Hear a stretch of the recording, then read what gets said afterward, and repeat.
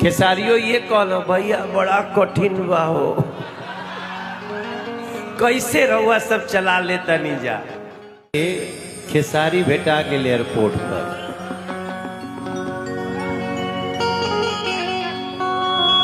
तो हम खड़ा रहली, अचानक अब तो एयरपोर्टवा एक ही बा, वही में से घुसे के बा वही में से निकले के बा। तो अचानक हम के आदमी कल भैया पीछे देखी तो देखा तनी तो खेसारी बाबू, लेकिन खेसारी ने अपना स्वभाव नहीं छोड़ा। वो आते ही पैर छू के प्रणाम किया जैसे हमेशा करता। तो देखो आप लोग भी ना, चुनाव में नेता लोगों का ही नहीं, चुनाव में आपस में गांव में भी तनाव हो जाला, लेकिन होखे नहीं देवे के चाहिए। चुनाव विचारधारा के होला, जेकर विचार जहां भइल खड़ा बाटे, लेकिन ओकरा के चुनाव बाद ढोवे के नहीं चाहिए।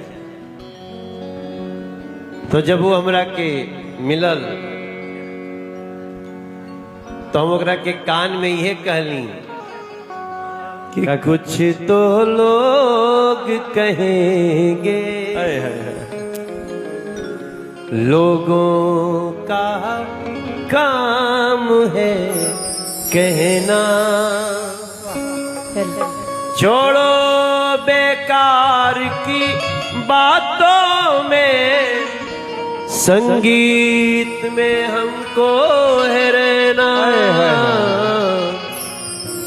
कुछ तो लोग कहेंगे। जय भोजपुरी।